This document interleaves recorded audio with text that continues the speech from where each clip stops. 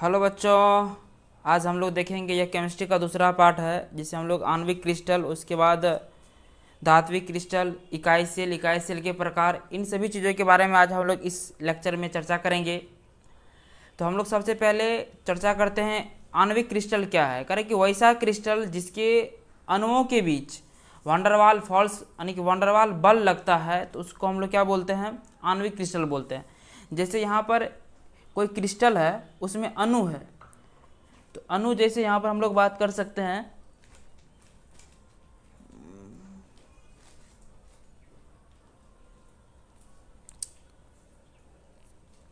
जैसे यहाँ पे अणु है, अणु के बारे में हम लोग बारी बारी से इस तरह से बात कर सकते हैं। जैसे एक क्रिस्टल है, इस क्रिस्टल में क्या है कि अणु से ये क्रिस्टल बना हुआ है। तो 5 अणु यहाँ, छठा, सातवां, आठवां, नौवां, 10वां, इस तरह से अणु बना हुआ है।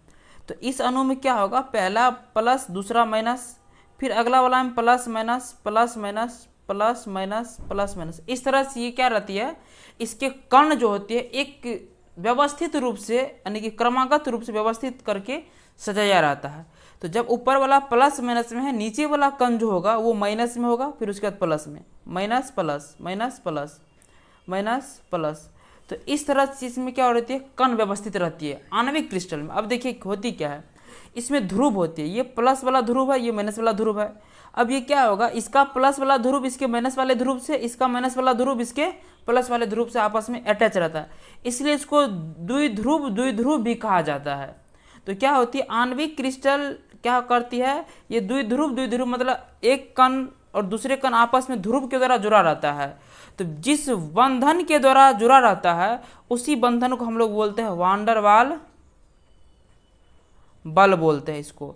तो यानी कि आणविक क्रिस्टल में कौन सा बल काम करता है, यहाँ पे याद रखिएगा, आणविक क्रिस्टल में बल काम करता है वांडरवाल बल यानी कि काम करता है इसमें। दूसरा क्या आती है, देखिए अब द्विध्रुव क्या होती है कि इसमें जो कण होती है द्विध्रुव की, ये एक द्विध्रुव या एक द्विध्रुव है, तो इसके बीच में यहाँ पर क्या कौन सा बल काम करेगा, वांडरवाल बल काम करेगा। तो इस तरह से ये पूरे क्रिस्टल में ये बल काम करता है। आपको ये बात अच्छी समझ में आ गया होगा। और इसको ध्रुवीय क्यों बोलते हैं, क्योंकि इसमें भी एक में कितने ध्रुव होती है, 2 ध्रुव, धनात्मक ध्रुव और ऋणात्मक ध्रुव, इस तरह से, इसलिए इसको हम लोग बोलते हैं द्विध्रुव तरह से यहाँ अटैच रहती है। दूसरा क्या आती है इसमें, अद्विध्रुवीय। तो इसमें क्या होती है, अद्विध्रुवीय का मतलब होता है कि आपने देखा होगा या 7th 8th 10th में कहीं पढ़े होंगे कि जितने भी अक्रिय गैस होती है,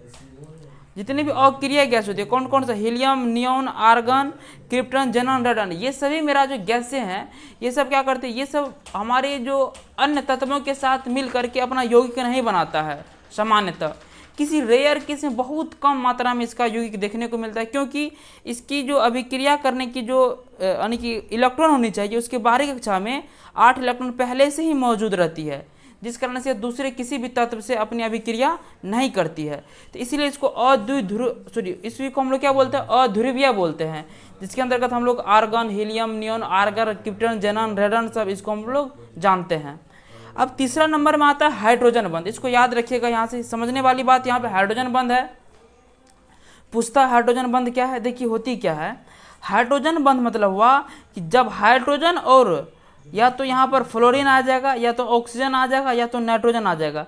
जब इन सभी परमाणु और हाइड्रोजन के बीच जब बंध बनता है, इसी को हम लोग क्या बोलते हैं, हाइड्रोजन बंध बोलते हैं। इसको याद रखिएगा, इसको हाइड्रोजन बॉन्ड इसको बोलते हैं। दूसरा कैसे है कि आप देखे होंगे कि H2 बना है, HO2, इसमें हाइड्रोजन भी है और ऑक्सीजन भी है। जब ये दोनों आपस में मिल करके कौन सा, यदि इस दोनों के बीच में बंध बनता है तो कौन सा बंध बनेगा, यहाँ पर ऑक्सीजन है, इस साइड हाइड्रोजन, इस साइड भी हाइड्रोजन, तो ये कौन सा बंध हुआ मेरा, ये मेरा हुआ हाइड्रोजन बंध हुआ। तो इस तरह से इसमें बंध बनती है। अब देखिए, जब इसी को हम लोग क्या करेंगे, इसको हम लोग गर्म करना शुरू कर देंगे। मतलब क्या हुआ कि जब हम लोग पानी को गर्म करना शुरू कर दिए, तो आप देखते होंगे कि इसमें से ये भाप के रूप में, वाष्प के रूप में ये बाहर निकलती है। क्यों? क्योंकि ऑक्सीजन और ये हाइड्रोजन है, इसके बीच जो बंध बना हुआ है हाइड्रोजन बंध, ये बंध आपस में क्या होती है, टूट जाती है। और ये वांडरवाल बल के अंतर्गत ही ये सब हाइड्रोजन बंध भी आता है। जब वांडरवाल बल मेरा कमजोर होती है तो मतलब हुआ कि हाइड्रोजन बंध भी क्या होती है, मेरा कमजोर होती है। इसका मतलब ये बल क्या होती है, बंधन क्या होती है, कमजोर होती है। मतलब हल्का से इसको हम लोग हीट करेंगे तो यहाँ पर क्या होता है, भाप बनना शुरू हो जाती है। जब यहाँ पर भाप बन करके ये टूट जाती है यहाँ पर, तो क्या होती है, इस बर्तन में कुछ भी यहाँ पर नहीं बचता, पूर्ण रूप से पानी निकल जाती है। मतलब वहाँ पर हाइड्रोजन और ऑक्सीजन के पास जो बंध है वो पूर्ण रूप से क्या होती है, टूट जाती है।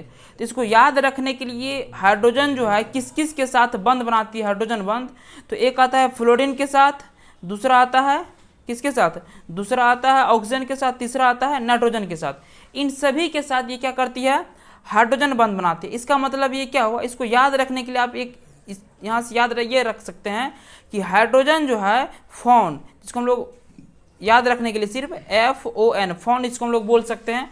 F से फ्लोरीन, O से ऑक्सीजन, N से नाइट्रोजन।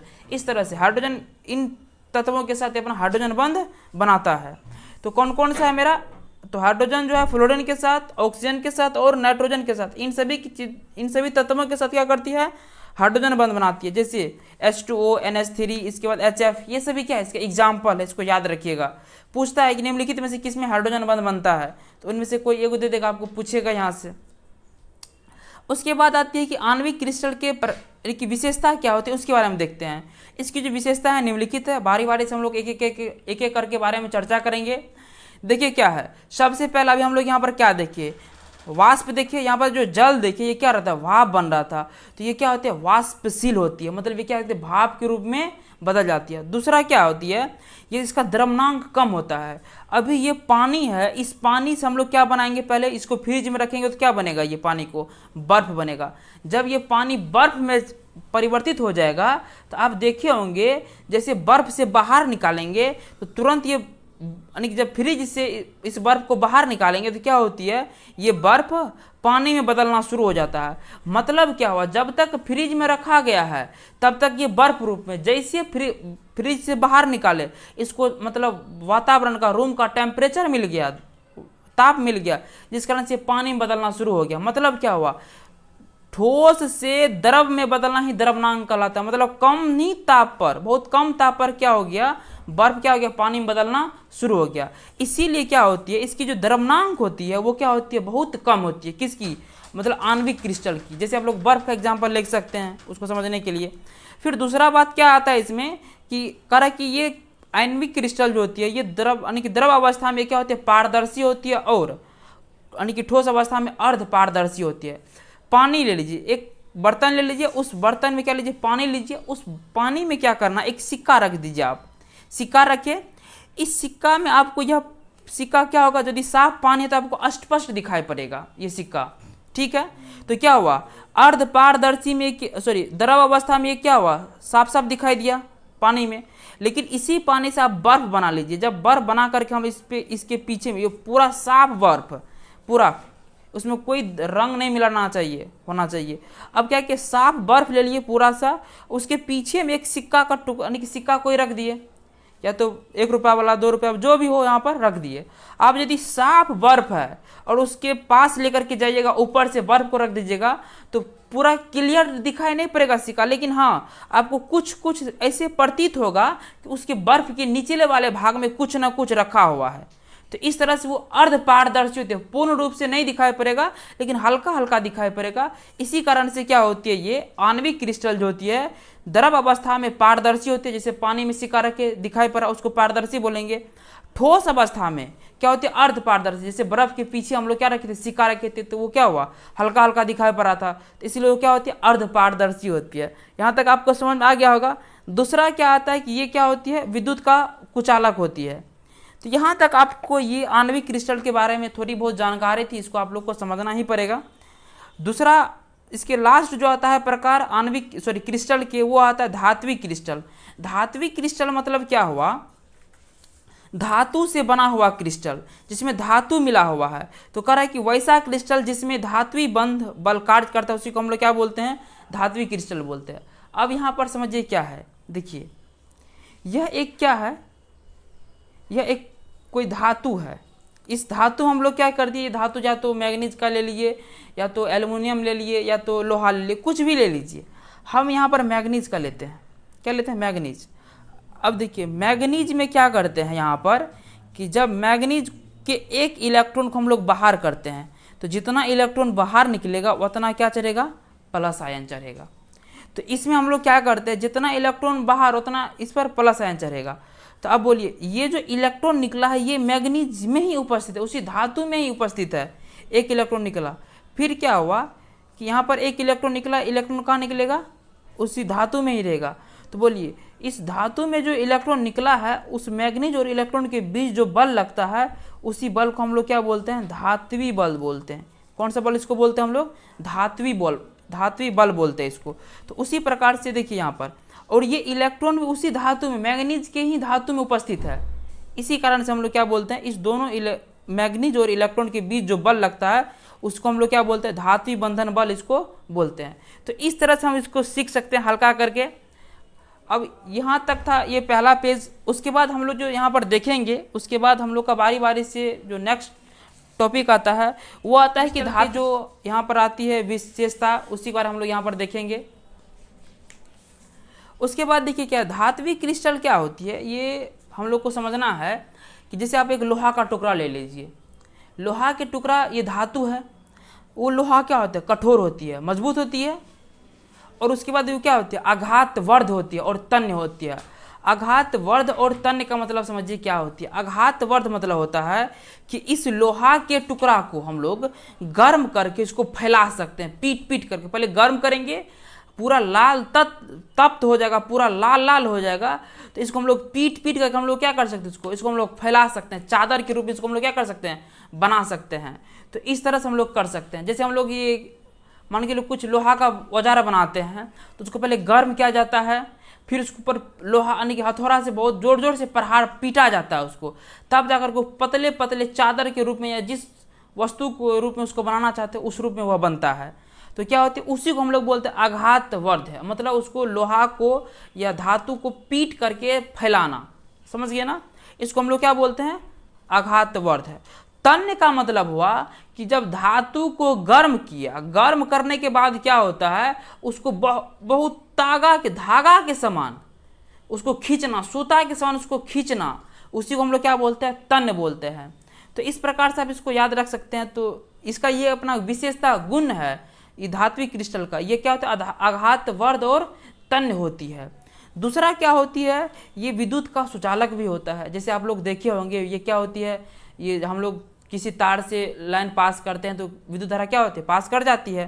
तो ये क्या होते हैं? विद्युत का सुचालक होते हैं। और ये उष्मा का भी क्या होती है? सुचालक होती है। जैसे ये लोहा का टुकड़ा, इसके एक छोर को हम लोग गर्म करेंगे तो इसका दूसरा छोर भी क्या हो जाएगा? धीरे धीरे एक भी छोर क्या होता है? गर्म होने लगता है। मतलब इसमें उष्मा का क्या हो गया? प्रवाह होना शुरू हो गया। मतलब एक छोर से दूसरा छोर तक उष्मा क्या हो गया? आना शुरू हो गया। इसलिए इसको हम लोग बोलते हैं ये विद्युत उष्मा क्या होती है? सुचालक होती है। तो यहाँ तक था मेरा इसके बारे में, धात्विक क्रिस्टल के जो प्रकार हैं उसके बारे में चर्चा किए हैं। फिर इसके बाद हम लोग को पढ़ना है इकाई सेल के बारे में। इकाई सेल क्या है, इसमें कणों की व्यवस्था क्या होती है, ये कितने प्रकार की होती है, इसकी एक्स अक्ष, वाई अक्ष, जेड अक्ष के बारे में हम लोग देखेंगे। यहाँ पर अल्फा बीटा गामा कौन के बारे में देखेंगे इसमें। तो यदि आप लोग को यहाँ तक समझ में आ गया होगा तो एक बार यहाँ तक जो क्रिस्टल के प्रकार की विशेषता हैं ये खत्म हो जाती है। एक नया टॉपिक शुरू हो जाता है यहाँ से, इकाई सेल। यदि आप लोग को कोई दिक्कत हुआ होगा तो प्लीज़ कमेंट करके बताइए, यदि किसी प्रकार की परेशानी हुई होगी तो हम लोग इसमें बात करते हैं। थोड़ी सी यहाँ पर समझने वाली बात है यानी कि इकाई सेल क्या है। देखिए इकाई सेल हम आपको समझाते हैं, ये बारीकी से समझिए इसको क्या है इकाई सेल के बारे में। ये मेरा बेस है, ये चीज़ समझ में आ जाएगा तो फिर इसी के आधार पर हम लोग आगे भी इसको हम लोग सीख सकते हैं। जैसे आप जिस रूम में अभी बैठे हैं उस रूम को थोड़ा सोचिए, उस रूम में एक दीवार होगा, उस दीवार में क्या होगा? वो दीवार किस चीज़ से बना है? हम मोटा मोटी बात करेंगे अभी। वो दीवार अभी बना हुआ है ईंट से। किस चीज़ से? ईंट से। अब बोलिए ये जो ईंट से बना हुआ दीवार है, क्या आपको ये पता है कि यह इस ईंट को यत्र तत्र नहीं लगाया गया होगा? एक क्रम में, एक सही व्यवस्था में लगाया गया है। जोड़ा है, एक ईंट के बाद दूसरा ईंट को भी उसी व्यवस्था में उसको सेट किया गया है, तब जाकर के कुछ दिनों के बाद एक मेरा पूर्ण रूप से एक दीवार का निर्माण हो गया। समझ गए ना? तो वो दीवार जो पूर्ण रूप से बना है उसी को हम लोग यहाँ पर केमिस्ट्री के भाषा में बोलेंगे उसको जालक। क्या बोलेंगे उसको हम लोग? जालक। इसको समझिए थोड़ा सा, इसको हम लोग क्या बोलेंगे? जालक। अब बोलिए ये जो दीवार बना है, ये दीवार किस चीज से बना है? दीवार का सबसे छोटा इकाई क्या है जिससे दीवार का निर्माण हो गया है? तो बोलिए यहाँ पर आप बोल सकते हैं कि यह दीवार जो है यह ईंट से मिलकर के बना है। किस चीज से? ईंट से। हम लोग यहाँ पर बोल सकते हैं इसके बारे में, यह ईंट से मिलकर के बना है। क्या ईंट को यत्र तत्र रखा गया है क्या? बिल्कुल भी नहीं। ईंट को एक क्रम के व्यवस्थित क्रम में रखा गया है, तब जाकर के दीवार, अच्छी दीवार का निर्माण हुआ है। तो यहाँ पर भी क्या होती है, क्रिस्टल में भी जब हम लोग कोई क्रिस्टल बनाते हैं तो यहाँ पर देखिए, यदि हम लोग को कोई क्रिस्टल बना, तो यदि हम लोग को कोई क्रिस्टल बनाना है, इसमें कण जो होगा, व्यवस्थित कण जो हम लोग बनाएंगे, तो इसमें कण को भी व्यवस्थित करके रखना पड़ता है। तो उस क्रिस्टल में एक कण को हम लोग बोलते हैं इकाई सेल। क्या बोलते हैं यहाँ पर हम लोग इसको? इकाई सेल। जैसे यहाँ पर हम लोग क्या बोले, ये दीवार बना, दीवार को, पूरे दीवार को हम लोग क्या बोले? जालक बोले। कोई दिक्कत? अब बोले इस जालक में हम लोग क्या किए, इस जालक के एक ईंट को हम लोग ले लिए, तो ईंट में हम लोग क्या बोले, इस ईंट को हम लोग यह बोल सकते हैं यह इकाई ईंट है। क्या बोलेंगे इसको? इकाई ईंट है। तो बोलिए या इकाई, यहाँ पर हम लोग सेल बोलेंगे, इसको इकाई सेल बोल सकते हैं इसको दीवार के लिए, है कि नहीं है? तो मतलब किसी भी जालक जो बनता है, उस जालक का सबसे छोटा जो इकाई होती है, उस इकाई को हम लोग क्या बोल सकते हैं? इकाई सेल बोल सकते हैं। तो यहाँ पर हम लोग इसको पढ़ सकते हैं। यहाँ पर देखिए, आकाशीय जालक का वह छोटा भाग जिसके पुनरावृत्ति से संपूर्ण जालक प्राप्त होती है, तो उसे हम लोग क्या बोल सकते हैं? इकाई सेल बोलते हैं। जैसे आकाशीय जालक मतलब जो हम लोग का जो जालक बनता है उसी को हम लोग आकाशीय जालक बोलते हैं। इसमें हुआ क्या कि जो सबसे छोटा इकाई है, इसमें सबसे छोटा इकाई क्या हुआ? इसमें ईंट था दीवार में, तो उसी ईंट को हम लोग क्या बोले? एक इकाई सेल बोल दिए उसको। अब यहाँ पर क्या बात आती है, देखिए हम लोग इसमें जो पढ़ेंगे, यहाँ पर घनाकार का इकाई सेल पढ़ेंगे। किस आकार का? घन के आकार का। देखिए ये जैसे आप लोग लूडो का छक्का सब देखे होंगे, वो सब घन के आकार का है। उसकी लंबाई, चौड़ाई, ऊंचाई, ये तीनों आपस में क्या होती है? यानी कि बराबर होती है। तो यहाँ पर देखिए, तो इस इकाई सेल के बारे में हम लोग पढ़ेंगे यहाँ पर। तो इकाई सेल की सबसे छोटी इकाई को हम लोग क्या बोलते हैं? सॉरी, आकाशीय जालक की सबसे छोटी इकाई को हम लोग क्या बोलते हैं? इकाई सेल बोलते हैं। देखिए उसके बाद क्या, इकाई सेल प्राचल है, तो मतलब इसके मापदंड के बारे में बात करेंगे। देखिए ये जो मेरा क्या है, यहाँ पर जो बना हुआ है घन के आकार का वस्तु, इसके लंबाई, चौड़ाई के बारे में बात करेंगे, ऊंचाई के बारे में बात करेंगे। तो जो इधर का लंबाई है इसको हम बोलेंगे ए। क्या बोलेंगे इसको हम लोग? ए, याद रखिएगा। जो चौड़ाई होगा उसको हम लोग क्या बोलेंगे? बी बोलेंगे। जो यहाँ पर क्या होगा, ऊंचाई होगा, उसको हम लोग यहाँ पर क्या बोलेंगे? सी बोलेंगे। तो लंबाई, चौड़ाई और ऊंचाई को हम लोग बोल दिए ABC के रूप में, उसको देख लिए। अब यहाँ पर हम लोग कोण देखते हैं, कौन सा कोण बन रहा है। तो इधर वाला ये कौन सा अक्ष है? ये मेरा है एक्स अक्ष। कौन सा अक्ष? एक्स अक्ष। इसके ऊपर कौन सा अक्ष हो जाएगा? वाई अक्ष। 3D में हम लोग इसको, त्रिविमीय आकृति हम लोग इसको समझ रहे हैं, इसको थोड़ा सोचिए इस तरह से क्या होगा। इसको हम लोग क्या बोल सकते हैं? जेड अक्ष। तो बोल सकते हैं यहाँ पर ये हो था लंबाई वाला और ये था चौड़ाई। लंबाई और चौड़ाई के बीच जो कोण बनता है उसको अल्फा कोण बोलते हैं, और चौड़ाई और ऊंचाई के बीच जो कोण बनता है उसको बीटा कोण बोलते हैं। उसके बाद ऊंचाई और लंबाई के बीच जो कोण बन रही है इसको हम लोग बोलते हैं गामा कोण बोल रहे हैं। क्या आपको ये बात क्लियर आया? क्या बोले? यहाँ पर जो लंबाई और ऊंचाई था इसके बीच में हम लोग अल्फा कोण, चौड़ाई और ऊंचाई के बीच में बीटा कोण, और ऊंचाई और लंबाई के बीच में कौन सा कोण हम लोग बोले हैं? यहाँ पर गामा कोण बोले हैं। आप लोग को यहाँ तक ये चीज समझ में आया होगा। तो इसमें क्या होती है, चलिए हम लोग आपको यहाँ पर लेके चलते हैं। इसी को हम लोग बोलते हैं प्राचल मतलब हो जिसकी मापदंड, इसकी लंबाई चौड़ाई, इसके लंबाई को ज्ञात करना, चौड़ाई ज्ञात करना, ऊंचाई ज्ञात करना, कोण निकालना, इसको हम लोग प्राचल बोलते हैं। तो अक्षीय मतलब ये अक्ष पर है, हम लोग यहाँ पर अक्ष ही देख रहे थे ना, ये क्या है, अक्ष है, एक्स अक्ष है, वाई अक्ष है, जेड अक्ष है, इसी पर ये स्थित है। तो अक्षीय लंबाई में कौन कौन सा आ गया, इधर वाला हो गया ए, इधर आ गया बी, और इधर वाला क्या हो गया, ये सी वाला, यहाँ पर क्या हो गया, ये सी वाला। तो इसको हम लोग बोलते हैं अक्षीय लंबाई ए बी सी। अक्षीय कोण क्या है, ये वाला जो कोण हो गया अल्फा, ये हो गया बीटा, ये हो गया गामा, ये कौन हो गया मेरा अक्षीय कोण हो गया। तो ये हम लोग देखे हैं, ये घन के आकार की होती है।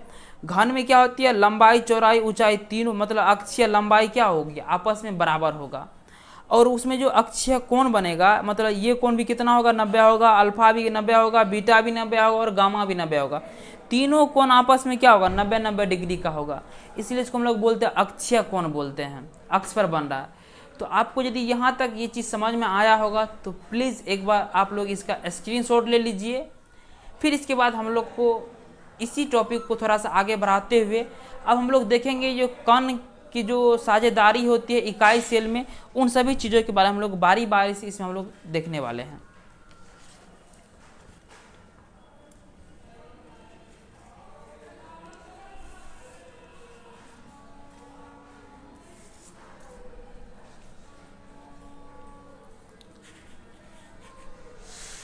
हे भगवान,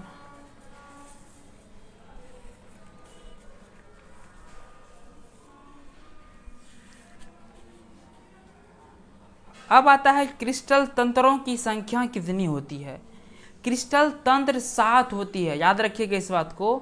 पूछा जाता है क्रिस्टल तंत्र की संख्या कितनी होती है, कितनी बोलनी है हम लोग को, बोलना है इसमें 7।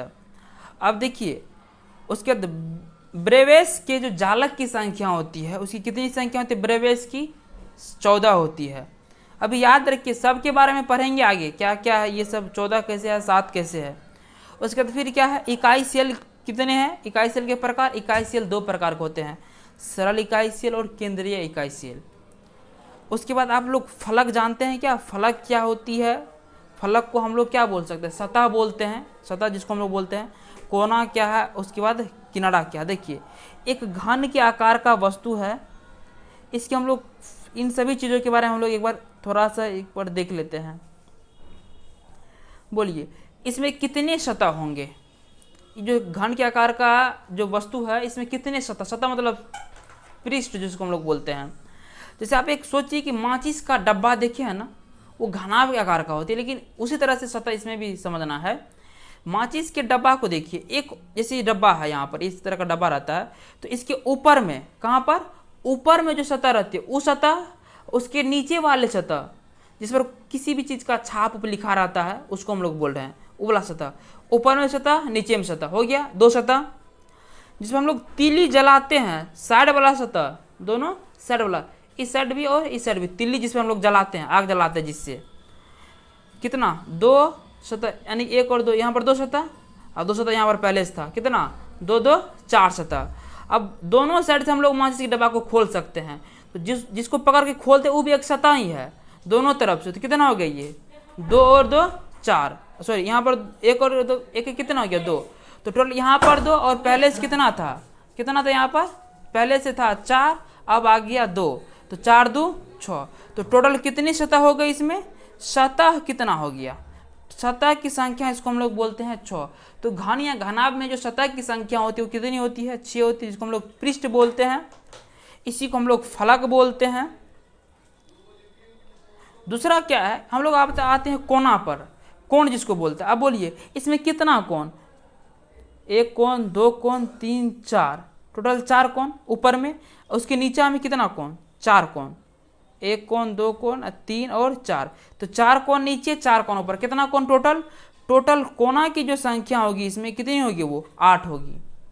जैसे इससे आप सोच सकते हैं, जैसे अभी आप रूप में बैठे हुए हैं, तो आपके सामने में जो दीवार दिख रहा है, उस दोनों दीवार के ऊपर कोना पे चलिए, ऊपर वाले पे, एक कोना इस साइड, दूसरा कोना इस साइड, 2 कोना हो गया, सीधे उसके नीचे आ जाइए, तीसरा और चौथा, 4 कोना हो गया एक तरफ।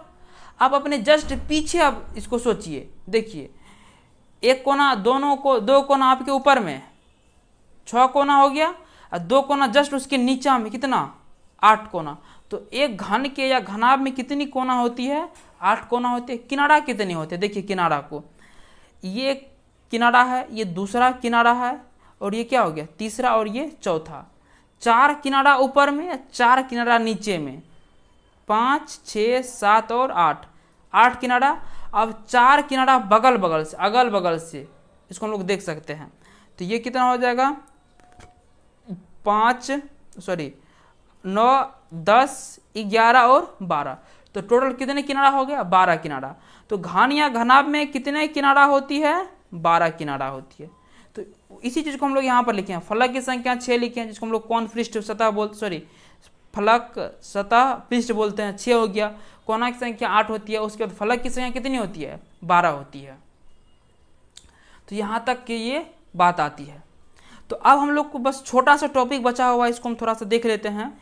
इकाई सेल में अवयव कण। अवयव कण कौन कौन सा आएगा, या तो कण अणु होगा, या तो परमाणु होगा, या तो आयन भी हो सकता है। तो इकाई सेल में अवयव कण की क्या होगी साझेदारी के बारे में बात करेंगे। बस छोटा सा बात है, यहाँ पर थोड़ा सा देख लीजिए क्या है। देखिए हम लोग जो यहाँ पर अभी हम लोग घन देखे, इस घन में हम लोग, आप ऐसे सोचिए कि जैसे आपका ये रूम है, ये 2 बिल्डिंग का बना हुआ, ऊपर भी घर है नीचे भी घर है, ये आपका घर है। इस घर में क्या, इस रूम में आप रह रहे हैं, इसमें आपके बगल वाला रूम है, ये दूसरा रूम हो गया। इसके इस साइड में ये क्या, कौन सा रूम हो गया, तीसरा रूम हो गया। यहाँ पर देख लीजिए, ये पहला रूम, ये क्या हो गया दूसरा रूम। अब बोले इसी रूम के इस साइड कौन सा रूम होगा, एक तीसरा रूम भी होगा। इसके बगल में कौन सा रूम होगा, एक चौथा रूम भी होगा। तो बोले नीचे में कितना रूम 4 रूम। इसी प्रकार से ऊपर में भी रूम बना हुआ है। तो एक रूम यहाँ पर होगा, दूसरा रूम यहाँ पर भी होगा, सेम टू सेम इसी प्रकार से रूम बना हुआ है। तो हमको यह बात बताइए, इस 4 रूम नीचे है, 4 रूम ऊपर हो गया, कितना हो गया टोटल 8 रूम। इस 8 रूम का एक ऐसा कोण होगा जो चारों रूम को टच करता होगा। तो यही एक ऐसा कोण है जो सभी रूम को क्या करता है, टच करता है। हम क्या कर दिए, यहाँ पर एक वस्तु को रख दिए, रखे यहाँ पर। तो बोले जब इस वस्तु को यहाँ पर रख दिए, या अवयव कण को रख दिए, किसी भी कण को, तो बोलिए क्या यह एक ही रूम में ये प्रवेश करेगा, या यह कण सिर्फ एक रूम का हिस्सा होगा, नहीं। या सिर्फ 4 रूम का, नहीं। 4 रूम तो रखा गया है कोना पर, ये तो हो गया 4 रूम नीचे वाला। ये जो यहाँ पर वस्तु रखा गया, इसके ऊपर भी 4 रूम बना हुआ है। तो मतलब क्या हो, इसके बीच में जो कण रखा हुआ है, इस टोटल 8 रूम को टच करेगा, छुएगा। तो बोलिए एक कण, कितना कण, एक कण कितना रूम को टच कर रहा है 8 रूम को। इसलिए मतलब एक रूम को कितना भाग टच कर रहा है, 1/8 भाग। उस कण का एक रूम कितना भाग टच करता है, 1/8 भाग। 1/8 भाग को हम लोग प्रतिशत में कैसे ज्ञात करेंगे, तो इसे हम लोग 100 से गुना कर देंगे। 1/8 गुना 100, इसी को हम लोग प्रतिशत में बदल लेते हैं। इसको आप जब भाग कीजिएगा तो यहाँ पर ये आता है 100/8। इसको हम लोग बोल सकते हैं 12.5%। तो ये प्रतिशत में कितना आ गया 12.5%। ये भाग में कितना भाग टच कर रहा है, 1/8 भाग। एक रूम यह इतना टच करता है 12.5%। इसी प्रकार से 8 रूम इतना भाग अपना छूता है उस कण को। तो हम यही बोल रहे हैं यहाँ पर कि यदि हम लोग कण को कहाँ पर, कण को यानी कि कोना पर यदि कण को रखेंगे, तो एक से यानी कि इकाई सेल की साझेदारी कितनी होगी, तो बोलिए 1/8। 8 को रूम टच करता है, तो ये 8 भाग हो गया। कितना प्रतिशत, उससे 100 से गुना कर दीजिए, कितना हो जाएगा 12.5%। ये हो गया कोना वाला बात। अब दूसरा बात आता है, जब इसी कण को हम लोग क्या करेंगे, इस कण को उठा करके इस रूम के हम लोग कहाँ पर रख दिए, या यहाँ पर देखिए, यहाँ पर हम लोग इसको रख दिए, कहाँ पर, नीचे वाले भाग है, ये 2 रूम है, नीचे में 4 रूम है, ऐसे करके देख लीजिए 4 रूम है। तो इस कण को उठा करके इसके किनारा पर मतलब दीवार पर रख दिए। तो बोलिए ये वाला कण जो है कितने रूम को छुएगा, जब उसके दीवार पर रखेंगे तो यह केवल 2 रूम को टच करेगा। एक जिसमें आप है वो वाला, और इसके बगल वाला जो रूम है उसको टच करेगा, एक किनारा। तो मतलब ये बोलिए आप जिस रूम में हैं वो उसमें कितना भाग है उस कण का। तो यहाँ पर हम लोग बोल सकते हैं कितना कण, एक कण कितना भाग को टच कर रहा है, 2 भाग को टच कर रहा है। मतलब इसका भागीदारी कितना हो गया, मतलब भाग कितना भाग छू रहा है एक सेल को, तो 1/2। मतलब प्रतिशत में ज्ञात करेंगे कितना आ जाएगा, 100 गुना कर देंगे 100 से, बट्टे में कितना आ जाएगा 2, तो कितना हो गया 1 सॉरी यहाँ पर ई वाला भाग हो गया, यहाँ पर ये नीचे वाला भाग, इसके जस्ट ऊपर में भी 2 रूम है, तो 2 रूम ऊपर भी टच कर रहा है, 2 रूम नीचे में 2 रूम ऊपर में, तो टोटल कितना रूम आ गया 4 रूम। तो 4 इसको हम लोग कर सकते कितना आ जाएगा, ये इसको हल करने पर 25%। तो जब किनारा पे रखते हैं कण को तो टोटल 4 रूम टच करता है, 2 रूम नीचे वाला और इसके जस्ट ऊपर में जो 2 रूम है वो भी 2 रूम इसको टच करता है। मतलब एक इकाई सेल कितना भाग टच करता है उस कण का, उस कण का करता है 1/4 भाग, मतलब 25%। तो यहाँ तक का ये लेक्चर था थोड़ा सा। अब इसके बाद हम लोग को 2 टर्म और आता है यहाँ पर, एक आता है इसको हम लोग बोलते हैं फलक, फलक मतलब सतह। तो जब सतह पर रखे, बताइए यहाँ पर जब यहाँ पर क्या किए, इस सतह पर रख दिए, ये दीवार है, इस दीवार ये जो सतह है इसको हम लोग पृष्ठ बोलते हैं, इस पर रख दिए कण को, इस पर से एक और रूम रखल है, तो बोलिए कितना रूम इसको टच किया है। तो ये जो कण है इस कण को केवल 2 रूम टच किया है, मतलब छुआ है। तो कितना कण है, एक कण कितना रूम छू रहा है, 2 रूम छू रहा है, इसको हम लोग बोल सकते हैं इसे, तो 1/2 भाग 1 रूम छूता है, 1/2 भाग 1 रूम छूता है। तो कितना प्रतिशत, 1/2 गुना 100, तो मतलब हुआ 50%। कितना प्रतिशत, 50% छू लिया। अब यहाँ तक बात आती है, इसको 50% टच कर लिया। जब बोलिए इसी कण को हम लोग इस रूम में नहीं रख करके, किनारे में नहीं रख करके, कोण पर नहीं रख करके, और डायरेक्ट इस रूम के केंद्र में, मतलब इस रूम के बीच में जहाँ बैठे उस रूम में आकर के रख दे बीच में, तो बोलिए तब यह कितना छुएगा किसी भी रूम के दीवार को, या किसी भी रूम के साथ इसका साझेदारी कितना होगा।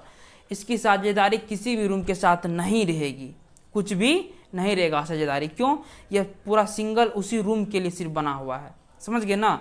तो इसीलिए हम क्या बोल सकते हैं, जब उसको हम लोग केंद्र में रखते हैं, जब उसको हम लोग केंद्र में रखते हैं तो उसकी साझेदारी कितनी हो जाती है, कुछ भी उसकी साझेदारी नहीं होती है, वो सिंगल उसी में रहता है। उसका भाग कितना छू रहा है, सिर्फ एक रूम को, तो एक भाग कितना प्रतिशत, एक का मतलब 100%।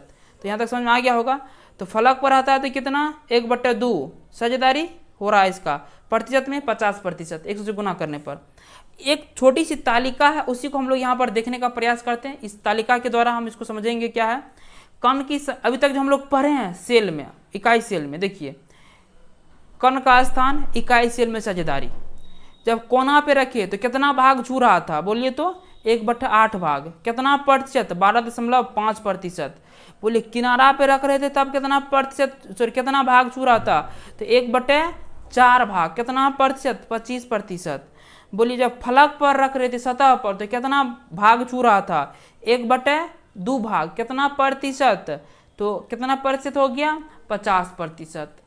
तो बोले जब केंद्र में रखे तब कितना प्रतिशत छुआ है, जब केंद्र पे रखे ना तो एक भाग सिर्फ छू रहा, सिर्फ 1 रूम छू रहा है, इसलिए कितना प्रतिशत, 100%। एक का मतलब 100%। कोई दिक्कत यहाँ तक।